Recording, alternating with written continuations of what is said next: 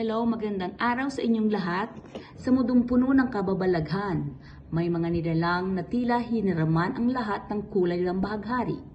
Mula sa makukulay na ibon hanggang sa kakaibang hayop sa ilalim ng dagat. Ihanda na ang inyong mga mata. Dahil ngayong araw, ipapakilala namin ang 10 sa pinakamakulay at kahangahangang nilalang sa buong mundo. Welcome to Mystic Creatorscape, kung saan ang bawat kulay ay may kwento. Unang makulay nating bida ay ang tokan. Kilalang kilala sa kanyang makintab at makulay na malaking tuka. Ito ay parang isang buhay na painting ng kalikasan. Hindi lang sa ganda ng dala niya, gamit din niya ang kanyang tuka para kumuha ng pagkain at mag-regulate ng init sa katawan. Tunay na isang makulay na himala mula sa mga gubat ng Central at South America. Iwas sa ating listahan ang mandarin duck. Tinuturing na isa sa pinakamagandang pato sa buong mundo. Ang lalaking mandarin duck ay may makukulay na balahibo. May orange, asul, lila at gintong shades na parang obra maestra ng kalikasan. Sa kultura ng Asya, simbolo rin siya ng pagmamahalan at katapagan. Ganda ng kulay, ganda rin ang kwento. Number 3 ay ang kaharian ng makukulay, ang peacock.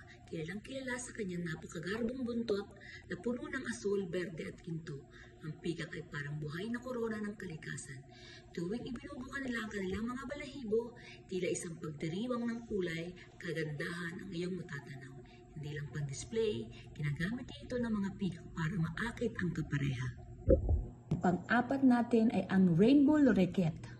Tila ay pininta ng isang artist, ang rainbow lorikeet ay may kombinasyon ng asul, berde, dilaw, kahil at pula sa kanyang mga balahibo. Matatagpuan ito sa Australia at mga karatig isla.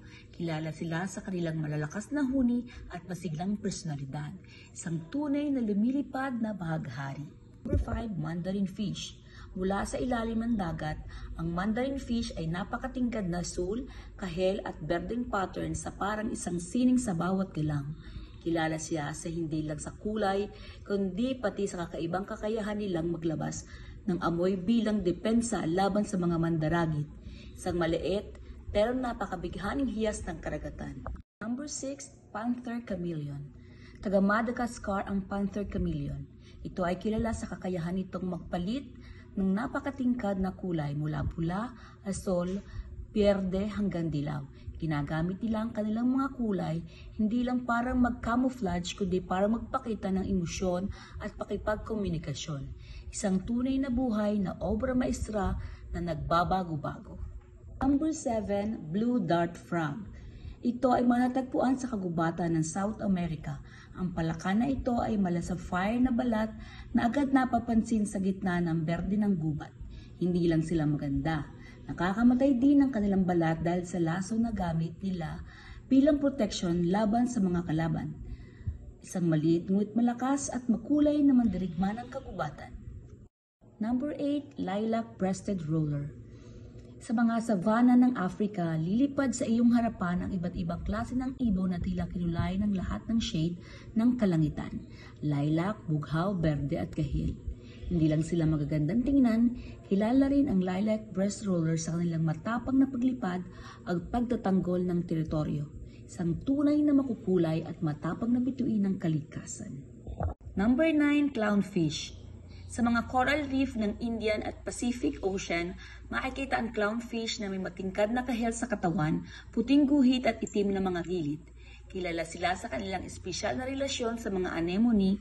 Ligtas silang namumuhay sa loob na nakakalaso na tentacles nito.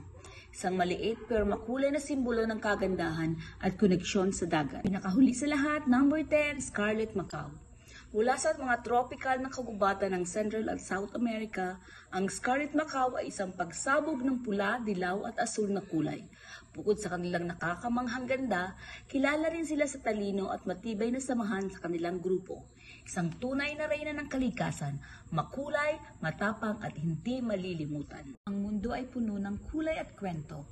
Kung nagustuhan mo ang aming makulay na paglalakbay, like, comment at subscribe ka na rin. Mas marami pa tayong i-discover. Sama-sama natin tuklasin ang ganda ng kalikasan.